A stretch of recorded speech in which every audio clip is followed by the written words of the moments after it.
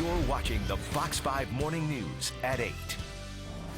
Well, I'm glad we have the planes flying overhead right now. It's a story that you won't believe unless you read the book or you hear it from the man himself. A true account of the most remarkable tales of survival, really, in the history of aviation. With us right now, retired U.S. Air Force fighter pilot Major Don Harten and author of Midair, Craig Collins, author. Gentlemen, good morning.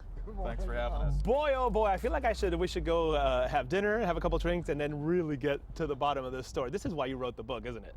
You need some beer to really appreciate the full effect of the story. So. I tell you what, all right, Major Harten, give us, if you could summarize what happened.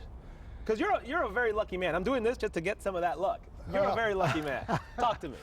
Okay, first Vietnam raid ever by B-52s. We took off out of Guam at night, flew to the South China Sea to refuel, and then we were going into Vietnam for the first raid. We had a head-on midair collision of two B-52s, came together at 1,100 miles an hour. I looked out, and here's one about a second and a half away, and it came straight into the cockpit, and it just kind of flew underneath. Our right wing hit their vertical stabilizer. Their drop tank nearly hit me in the face at 1,100 miles an hour, and we hit, and it blew up, and I finally ejected into a Typhoon that turned out to be the fourth largest Typhoon in history. So you have to laugh at something like this, but that happens, mid-air collision, then you have to parachute into a Typhoon, and then what happened? Well, the parachute nearly killed me 4 times, and right. Everything else with waves 70 feet high. It was a continuous survival episode. I must have gone through about 60 different things, and then got rescued by an SA-16 seaplane out of Clark Air Base. And we got in there, and we finally took off, but it cracked the hull and it landed. And the Typhoon had passed some, so it was able to land in shallower waves. But that plane had issues. And it cracked the hull, and it was full of water, and we took off with that, and then it crashed. And it was the worst crash in the midair.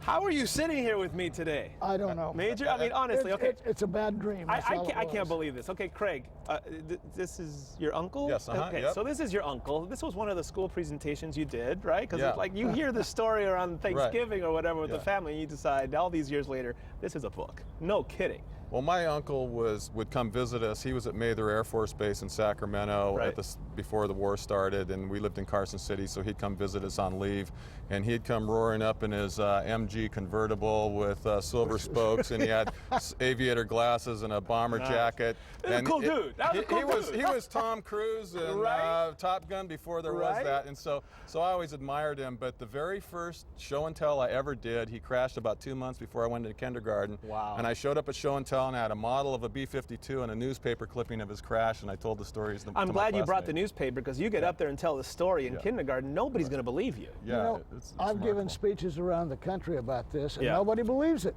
Yeah. I mean, nobody believes the story. It's an amazing. What was the time frame between the time the mid-air collision and the rescue plane? Was that within like a few hours? It was about 5 hours. Good grief. Well, it was time enough to let the Typhoon pass somewhat, because I ejected on the south edge of it. And unbelievable. What were you thinking? What is going through your mind first when the original crash happened? You're done. Yeah, This is it. I knew I was dead, Right. but I kept trying to hang on. The parachute didn't work. The life raft deflated. I was underwater. I cut my fingers trying to get rid of the one riser that wouldn't release. Wow. And I finally swam up to the surface with my boots on and a flight suit and all, and a helmet too.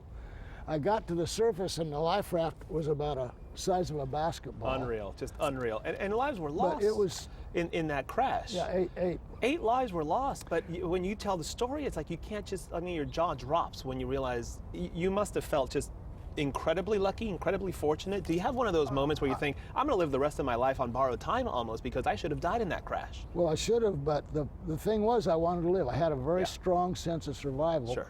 And after that, I had a very strong sense of survival guilt. Yeah. And that drove me to go back. I flew 5 combat tours, 2 in the F-105s and 1 in the F-111. Yeah.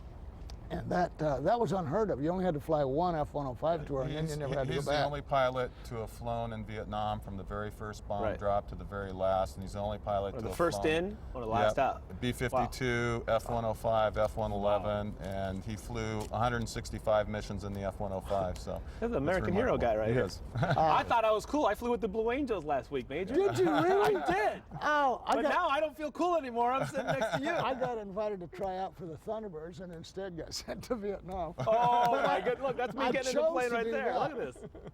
Oh, that was an there you experience. go. I can't imagine the career you've had, the life you've had. Just unbelievable. It's an honor to meet you. The book, by the way, is now available. You can get it at Barnes & Noble and Amazon.com. All the information is on our website, fox5sandiego.com.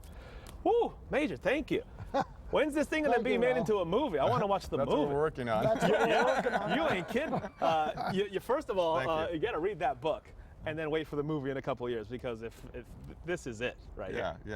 yeah. Gentlemen, We'll get you a part in it. You have to do some barrel Stop. rolls. And I'll do the barrel rolls. Hey, if the movie happens, I can be the news guy doing the There you report. go. That's He's what in I'm the trying to back get. seat of one of the Blues. We saw him yesterday. They Have were beers and some beautiful. steaks later. What There do you go. think? All right, we got it. Fantastic. Let's get it back to Heather. I like that. What a great story, Raoul. Thank you